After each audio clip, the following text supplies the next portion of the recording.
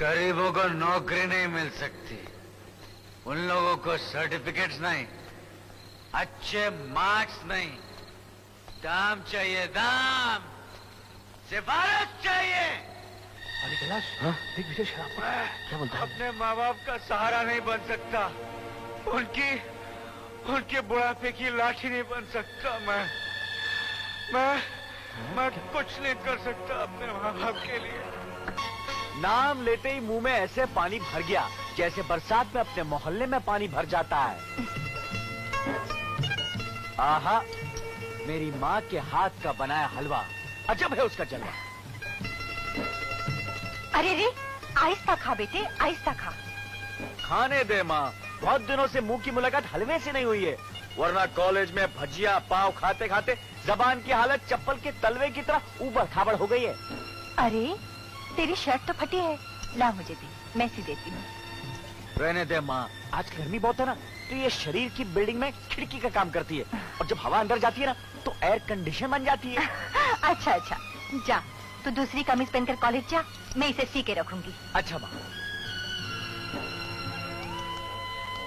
सुनिए, विजय की सब कमीजें फट गई हैं। कॉलेज पहनकर जाने के लिए एक दो नई कमीजें तो ला दीजिए। इस महीने नहीं, अगले महीने ले आओ। भगवान जाने आपका वो अगला महीना कब आएगा। बस कुछ ही दिनों की बात है शोभा। विजय का भी कॉलेज में आखिरी साल है, अगले साल से वो भी कमाने लगेगा, बस सब ठीक हो जाएगा। पता नहीं तकदीर में क्या लिखा है। तकदीर नाम की कोई चीज ही नहीं है इस दुनिया में शांति। जो कुछ है वो तदबीर है। तदबीर की स्याही से इंसान अपनी तकदीर की लिखाई को बदल सकता है। जैसे मैं थोड़ी सी तदबीर करके अपने सफेद बालों की शक्ल बदल रहा हूँ। तो फिर तकदीर से अपने बाल भी गुवा लीजिए ना। ऐसा थोड़ी होता है, हर चीज की लिमिट होती है। बाल भी कमल चल बेटे जल्दी कर, कॉलेज का वक्त हो रहा है। आ गया माँ। Morning daddy. अरे क्या बात है। अरे मानता ना अपने बाप की पसंद को। फैंटास्टिक। ये इम्पोर्टेड माल है, देसी माल को मैं हाथ ही नहीं लगाता हूँ। आप तो देश है ना डैडी। वो बाय मिस्टेक में गलती से इंडिया में पैदा हो गया हूँ। अगर विलायत में पैदा होता ना तो वहाँ का प्रेसिडेंट होता था, मालूम। हंसता का मैं चांस नहीं क्या। अरे नहीं है ना डैडी। तुले इसी बात पे चले। Thank you daddy. अच्छा माँ मैं चलता हूँ। अरे सुन, दूध तो पीता जा। नहीं माँ, कॉलेज को देर हो रही है, बाय। कितना अच्छा लग रहा है नहीं, सुबह सुबह खुश खुश बेटा कॉलेज जाए और बाप को गरम गरम दूध पीने को मिल जाए, तो इससे अच्छा क्या हो सकता है। क्यों जानती? कीमतीलाल, समझ में नहीं आता कि निर्मल बिल्डिंग की इस फाइल पे दस्तखत करूं कि न करूं। क्यों सर? पहले तो उन्होंने बिल्डिंग सरकार की जमीन पर बनाई, दूसरे एफएसआई अपनी तरफ से खुद ही बढ़ा दिया। 6 मंजिलों की इजाजत मिली तो 10 मंजिलें बना डाली। सुना है कि उन लोगों ने बिल्डिंग बनाने के लिए मटेरियल भी बहुत घटिया किस्म का इस्तेमाल किया है। कहीं ऊपर से इंक्वायरी आ गई तो आने दीजिए ना, क्या फर्क पड़ता है। और इंक्वायरी करने वाले लोग होंगे भी कौन? हमारे ही आदमी, हमारे इंस्पेक्टर। इस फंदेबाजी के धंधे में हम लोग अकेले नहीं हैं, हमारे साथ सब शामिल हैं। फिर भी कीमती, अगर गलत माल के कारण बिल्डिंग को कहीं कुछ हो गया, अरे गिर गई, जानों का नुकसान हो गया तो सोच लो कहीं फंस न जाए। आप भी संपत सेठ की तरह बातें करने लग गए हैं। सोच लो कहीं फंस न जाए। अरे सर, इतने बरसों में नहीं फंसे तो अब क्या खाक फंसेंगे। और एक बात मेरी याद रखिए, दुनिया में भले आग लग जाए उसकी परवाह मत कीजिए, अपनी जेब गर्म रहे उसकी ज्यादा परवाह कीजिए। हाँ, चलिए। ठीक है, जैसी तुम्हारी मर्जी। मिल गई। क्या मिल गई?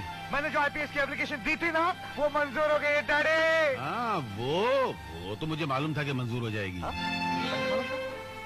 वो कैसे? नहीं, वो ऐसे कि तूने इतने अच्छे नंबरों से इम्तिहान पास किया तो मुझे विश्वास है कि तुझे को मिलेगी। अच्छा अच्छा, मुझे आशीर्वाद दीजिए। माँ! तेरी माँ मंदिर गई है। माँ आए ना तो उसे ये जरूर खुशखबरी दीजिएगा। मैं विजय से मिलकर आया। अच्छा। कुछ नहीं, ये समझता है इसके अच्छे नंबरों से पास होने पर उसे ये नौकरी मिली है। इसको ये नहीं मालूम कि ये नौकरी दिलाने के लिए मुझे क्या क्या पापड़ बेलने पड़े। आपका मतलब उधर भी चक्कर के लेने पड़ा? इस दुनिया में शक्कर बहुत जरूरी है कुटी। शक्कर के बगैर न चाय मीठी होती है न जिंदगी में मिठास आती है। मुबारक हो यार, इसे कहते हैं दो दोस्तों की एक कलम से लिखी हुई तकदीर। बचपन साथ में गुजरा, एक ही स्कूल, एक ही कॉलेज, और यहाँ तक कि आज जिस नौकरी के लिए जा रहे हैं वो भी एक। मैं तो भगवान से प्रार्थना करता हूँ कि जिंदगी का हर दुख सुख हम मिलकर बांट लें। चल जल्दी जल्दी तैयार हो जा भिड़ो, जाना है, रवाना होना है, चल। नहीं कमल, बस यहीं तक हम दोनों की तकदीर की लिखाई एक ही कलम से लिखी हुई थी। आज के बाद हम दोनों की तकदीर की लिखाई बदल गई है। क्या मतलब? मतलब ये कि ट्रेनिंग पर तू जाएगा, मैं नहीं। अबे तू क्यों नहीं जाएगा? इसलिए कि मेरी एप्लीकेशन नामंजूर हो गई है। तेरी एप्लीकेशन नामंजूर हो गई है? क्या मजाक कर रहा है यार? नहीं प्यारे, मैं मजाक नहीं कर रहा हूँ। मजाक तो मेरे साथ वक्त और हालात ने किया है। ये कैसे हो सकता है यार? तेरे नंबर मुझसे ज्यादा है, तेरे को 89% मिले, मुझे सिर्फ 78। हो सकता है कोई और वजह हो। तो चलना जाकर पता लगाते। नहीं कमल, मैंने जितनी कोशिश करनी थी कर ली, अब कोई फायदा नहीं। तो मैं भी नहीं जाऊंगा ये ट्रेनिंग पर, छोड़ दूंगा मैं ये नौकरी। कमल, तुझमें और मुझमें फर्क थोड़ी है। तू ट्रेनिंग करके आएगा ना, तो मैं समझूंगा मैंने ट्रेनिंग कर ली है, मैं आईपीएस अफसर बन गया हूं। तू जा। औलाद पर माँ बाप के बहुत एहसान होते हैं कमल, और उन एहसानों का बोझ औलाद सिर्फ एक ही तरह से हल्का कर सकती है, उनकी तमन्ना को पूरा करके। और तेरे माँ बाप, उनकी तमन्नाओं का क्या होगा? मेरी तरह मेरे माँ बाप को भी दुख झेलने की आदत सी हो गई है। तकलीफ तो उस दिन होती है जो दिन खुशी से गुजरता है, और परेशानी घर नहीं आती। खैर, ये नौकरी नहीं तो और कोई मिल जाएगी। तू जा और खूब दिल लगाकर ट्रेनिंग हासिल करना, ये समझकर कि ये ट्रेनिंग तू खुद के लिए नहीं बल्कि अपने दोस्त विजय के लिए हासिल कर रहा है।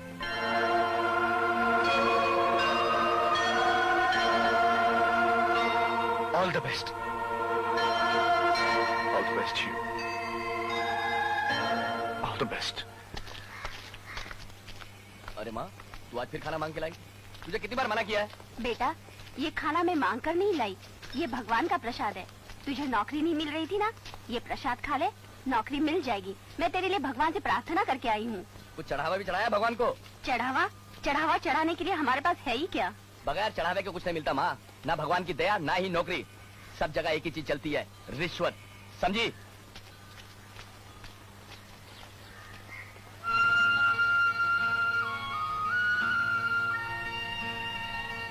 क्यों विजय, कहाँ जा रहा है? नौकरी ढूंढने जा रहा होगा। सुना है तुम्हारी एप्लीकेशन नामंजूर हो गई है? हाँ सही सुना।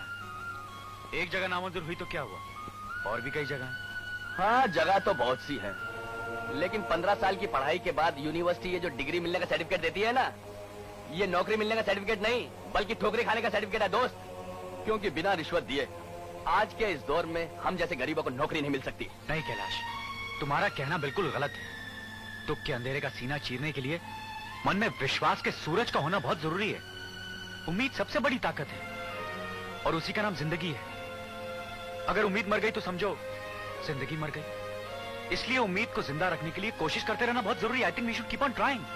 गुड लक, कोशिश करते रहो। जब कोशिश नाकाम हो जाए तो यहीं चले आना हमारे पास। मैं कुछ नहीं कर सकता, कुछ नहीं कर सकता, कुछ नहीं। विजय, ये क्या? तूने आज शराब पी है? अरे, मैंने इसी दिन के लिए तुझे भगवान से मांगा था। इसी दिन के लिए मैंने तुझे पापों से बड़ा किया था। जवाब दे, बोलता कि नहीं? बोल, क्यों पी तूने शराब?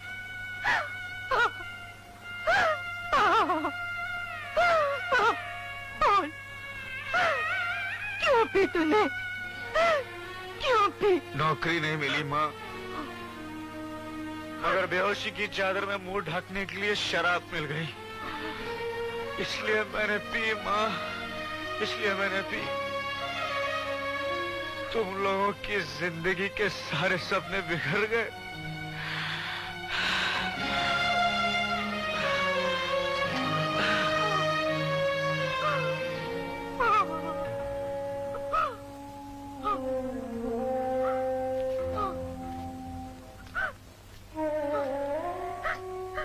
क्या बात है शुभा?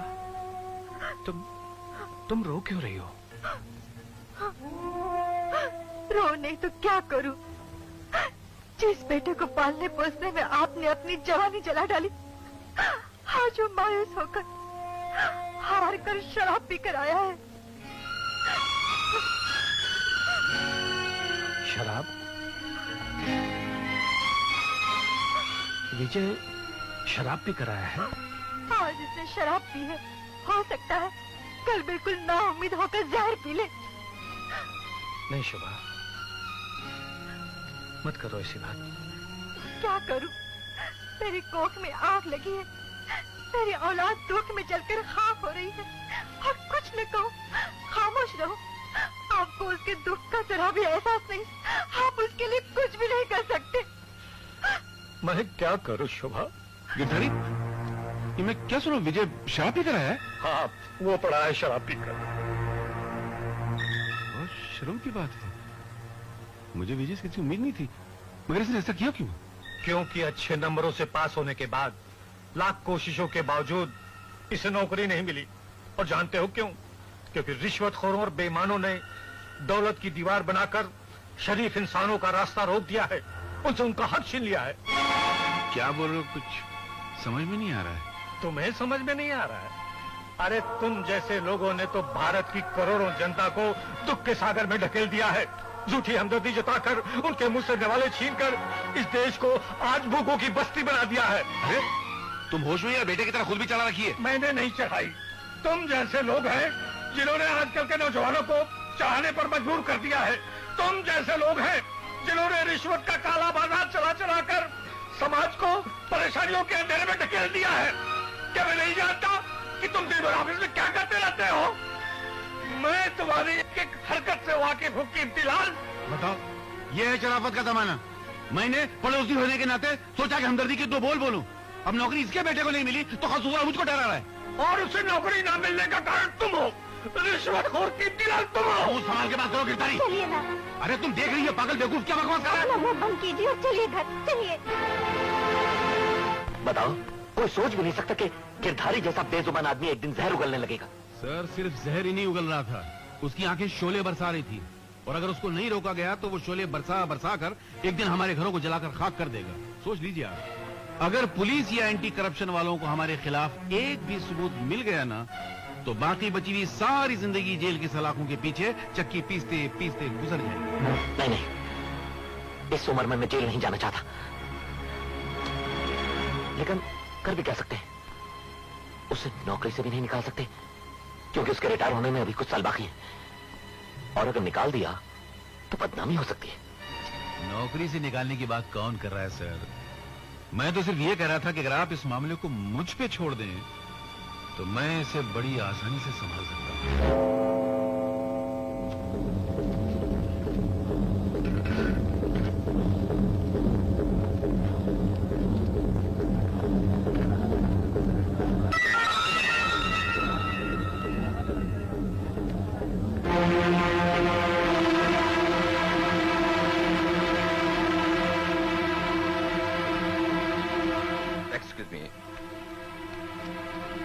क्या आप ही का नाम गिरधारी लाल है? जी हाँ। आप? इंस्पेक्टर शाने, एंटी करप्शन डिपार्टमेंट से। मगर बात क्या है? आप इसी ऑफिस में काम करते हैं? जी हाँ। ये छाता आपका है? जी हाँ। खोलिए इसे। जी? मैं कह रहा हूँ खोलिए इसे।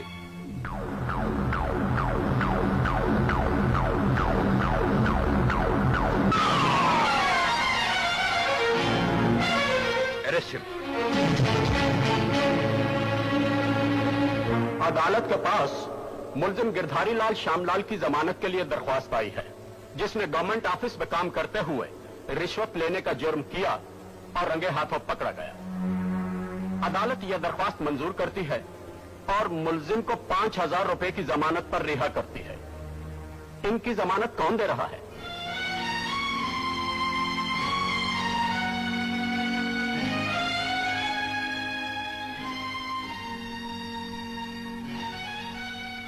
जज साहब, जमानत मैं दूंगा।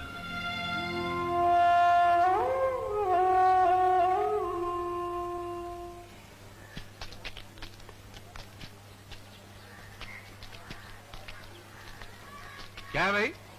क्या देख रहे हो? कोई तमाशा है क्या? कोई चोर आया है क्या?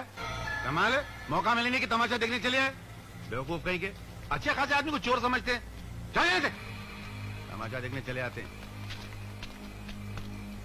विजय बेटा, अपने पिताजी को घर ले जाओ, उनका ख्याल रखना। मैं बाद में आऊंगा। हाँ माँ, बाबा आ गए। लगता है माँ शायद मंदिर गई है। अब बैठो, मैं अभी बुला के लाता हूँ।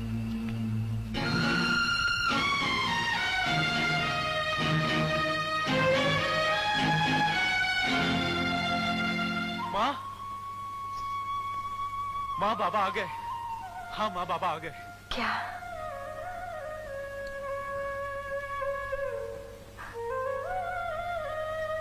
चल चल बेटे।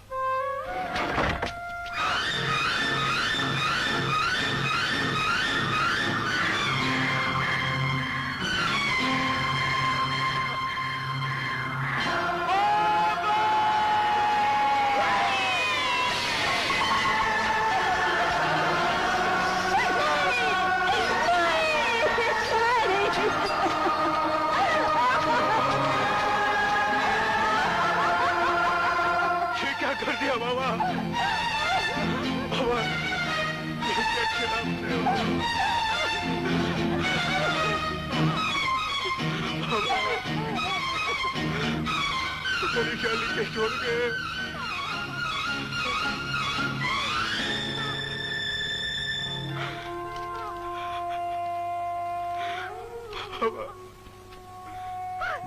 मैंने अपनी जिंदगी में कभी कोई बेईमानी का काम नहीं किया, कभी उस चीज की तरफ हाथ नहीं बढ़ाया जो मेरी नहीं थी।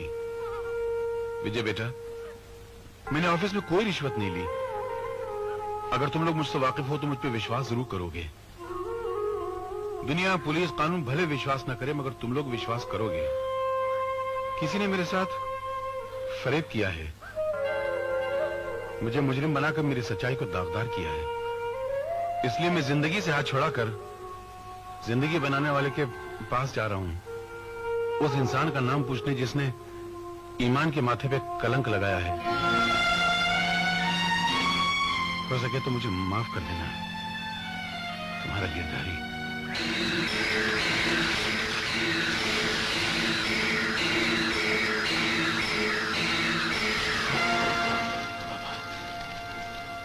जिस किसी ने आप पर यह झूठा इल्जाम लगाया है, मैं उसे जिंदा नहीं छोड़ूंगा। विजय, अगर चाचा जी पर यह झूठा इल्जाम लगाया गया है तो मैं हर कदम पर इसकी छानबीन में तुम्हारे साथ हूं। क्या पिएगा? कुछ नहीं, मैं सिर्फ ये पूछने आया था कमल कि मेरे पिताजी के केस के बारे में कुछ पता चला। हाँ विजय, मैंने ऑफिस में जाकर एक एक से मालूम किया, पूरी छानबीन की। ऐसा लगता है जैसे कि विजय, सारे सबूत यही कहते हैं कि उन्होंने रिश्वत ली थी। कमल, ये बात तू कह रहा है? मैं नहीं विजय, बल्कि हालात कह रहे हैं। हालात झूठे हैं, बनाए हुए हैं। ये सीमेंट कंक्रीट की ऊंची ऊंची बिल्डिंगें बनाने वाले सच्चाई का मुंह बंद करने के लिए मुट्ठी भर पैसा खर्च करके झूठे हालात बना सकते हैं। कमल, मैंने अपने पिता को करीब से पढ़ा है। वो परेशानी में भी मुस्कुराते थे, दुख में दूसरों को हिम्मत दिलाते थे, खुद भूखा रहते थे और अपने बच्चों को भी भूखा रखते थे, लेकिन कभी किसी से एक पैसा रिश्वत नहीं ली उन्होंने। तेरा मतलब है इस हादसे के पीछे किसी की चाल है? हाँ कमल, मेरा दिल कहता है ये सब उनके ऑफिस के लोगों की मिलीभगत है। ये कैसे कह सकता है तू? ना कोई सबूत, ना कोई गवाह, ना कोई क्लू। तुझे सबूत चाहिए? अरे मेरे पिताजी की मौत सबसे बड़ा सबूत है कमल। बेईमानी, कालाबाजारी, रिश्वतखोर लोग लाख गालियां सुनकर भी आसानी से इस दुनिया में जी लेते हैं, मगर जो लोग सच्चे होते हैं ना, वो झूठे इल्जाम का एक शब्द भी नहीं सुन सकते हैं। वो या तो दुनिया को जला देते हैं या जिंदगी को ठोकर मारकर इस दुनिया से चले जाते हैं, जैसे मेरे पिताजी ने किया। मानता हूं मैं सब मानता हूं विजय, दिल और जज्बात की हद तक ये बिल्कुल सही है, लेकिन जहां तक पुलिस का संबंध है मैं मजबूर हूं विजय। अच्छी बात। अगर सबूत के लिए तुम्हारा पुलिस डिपार्टमेंट मजबूर है तो मैं मजबूर नहीं हूं। मैं अपने तरीके से उन लोगों की जबानें खुलवाऊंगा और सच्चाई जानकर रहूंगा। देख विजय, मैं नहीं चाहता कि जज्बात की राह में आकर तू कोई गलत कदम उठाए, वरना ऐसा ना हो मेरा फर्ज हम दोनों दोस्तों के बीच दीवार बनकर खड़ा हो जाए। ठीक है कमल, अगर ऐसा हुआ तो तुम अपना फर्ज निभाना।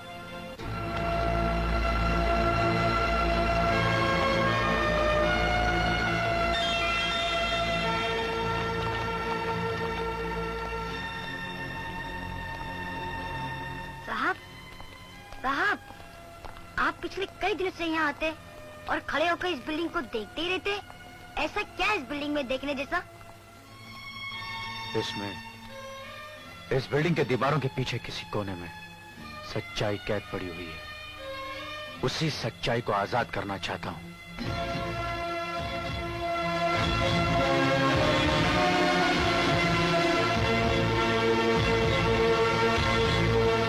तुम यहाँ? हाँ चाचा जी, जिस दिन से पिताजी का देहांत हुआ, ना जाने क्यों मेरे कदम खुद ब खुद इस ऑफिस की तरफ चल पड़ते हैं, और आज ये कदम मुझे यहाँ ले आए। बाप की याद आती होगी। हाँ, याद तो बहुत आती है, पर उससे भी ज्यादा उस इंसान की याद आती है जिसने मेरे पिताजी को खुदकुशी करने पर मजबूर कर दिया। छोड़ो बेटा, जो हो गया सो हो गया, भूल जाओ सब बातों को, भूल जाओ। भूल तो कभी नहीं सकता मैं, कभी नहीं चाचा जी। आप लोग एक बात बताइए, आप लोग मेरे पिताजी को एक जमाने से जानते हैं, क्या मेरे पिताजी भूल कर भी रिश्वत ले सकते थे? नहीं, वो तो बहुत महान इंसान थे, बिल्कुल फरिश्ते की तरह। कोई नहीं मानेगा कि तुम्हारे पिताजी कभी रिश्वत ले सकते थे। लेकिन क्या है कि ये मजबूरी और गरीबी है ना, ये फरिश्तों की भी कदम डगमगा देती है। हो सकता है कि मजबूरी से तंग आकर तुम्हारे नहीं चाचा जी, मेरे पिताजी को जरूर किसी ने फंसाया है, और उस फंसाने वाले को ढूंढना मेरा कर्तव्य, मेरा धर्म, और इसके लिए मुझे आपकी मदद चाहिए। मदद? मैं क्या कर सकता हूँ? आप मुझे इस ऑफिस में नौकरी दिलवा दीजिए। नौकरी? अच्छा, तो मैं ठाकुर साहब से बात करूंगा। इस फाइल में मेरे सारे सर्टिफिकेट्स मौजूद हैं, जो मेरे पिताजी की जगह मुझे नौकरी दिलवाने के लिए काफी होंगे। सर्टिफिकेट्स की क्या जरूरत थी बेटे, कीमती लाल का कहना ही काफी था। पर बात यह है बेटे कि मैं मजबूर हूँ, वो नौकरी मैंने किसी और को दे दी है। किसी और को दे दी? लेकिन वो जगह तो खाली है। साफ साफ क्यों नहीं कहते कि आप मुझे नौकरी देना नहीं चाहते? तो साफ साफ सुन लो, जिसका बाप रंगे हाथों रिश्वत लेते हुए पकड़ा गया हो, उसी के बेटे को उसी के दफ्तर में नौकरी नहीं दी जाती। ठाकुर! चिल्लाओ मत, चिल्लाने से तुम सच्चाई को दबा नहीं सकते। तुम्हारा बाप रिश्वतखोर था। मेरे बाप को झूठा इल्जाम लगाता है। पागल हो गया क्या? ठीक है, सच्चाई क्या है एक दिन तुम्हारे सामने लाकर रख दूंगा।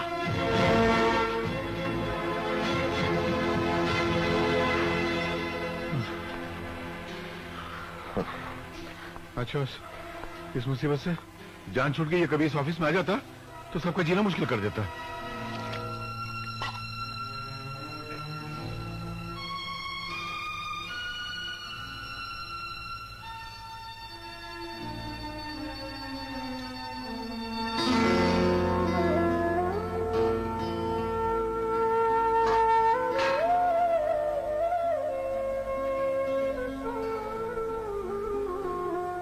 ये क्या है माँ? ये तेरे लिए है बेटा। इन गहनों के सिवा और कुछ नहीं है मेरे पास। जा, इन्हें बेच दे। उस रोज जब तू शराब पीकर आया था तो तू चीख चीख कर कह रहा था कि आज की दुनिया में रिश्वत के बिना नौकरी नहीं मिलती, और रिश्वत के लिए पैसा चाहिए। तो ये गहने बेच दे, और गहने बेचकर जो पैसा मिले उसकी रिश्वत देकर कोई ना कोई नौकरी हासिल कर ले। नहीं माँ, नहीं, मत कर ऐसी बातें। तू चाहती मैं इन गहनों को बेचकर रिश्वत में दे दूं? मतलब अपने देवता समान बाप के खून से शैतान के माथे पर तिलक लगाऊं? इज्जतदार इंसान के पसीने से बेईमानी के चरण धो? नहीं मां, नहीं। तेरे मुंह से ये सब बातें अच्छी नहीं लगती। ऐसा लगता है जैसे भगवान मजबूर होकर पाप करने की आज्ञा दे रहा हो। तो क्या करूं बेटा? तेरी बेचैनी मुझसे देखी नहीं जाती। चैन मुझे उस दिन मिलेगा माँ, जिस दिन मैं बाबा के कातिल का पता लगा लूंगा। तू नहीं जानती माँ, मुझे रात रात भर नींद नहीं आती। हर करवट पर मुझे बाबा की लाश लटकती हुई नजर आती है, जैसे वो चीख चीख कर कह रहे हो कि बेटा मेरे माथे से रिश्वत खोर के कलंक का टीका मिटा दे। मगर मैं क्या करूं बाबा, मुझे हर रास्ता बंद नजर आता है, हर रास्ता। मैं क्या करूं बाबा, मैं क्या करूं? बस कर बेटा, बस कर।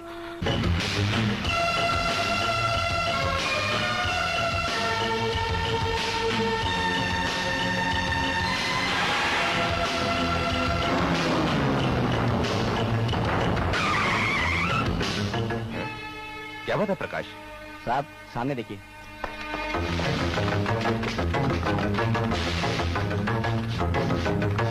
क्या बात है? गाड़ी क्यों रोकी? गाड़ी से उतरिए। क्यों? मैंने कहा गाड़ी से उतरिए।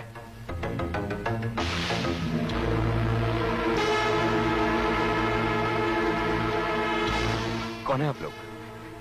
हमने आपको चेतावनी दी थी ना कि अगर सही हकदार को नौकरी नहीं मिली तो अंजाम बहुत बुरा होगा। कपड़े उतारो। कपड़े? उतारो, उतारो।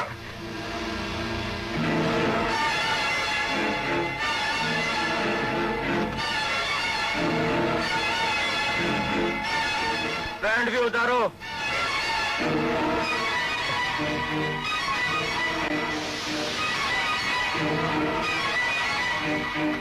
ये भी। ये भी? हाँ उतारो।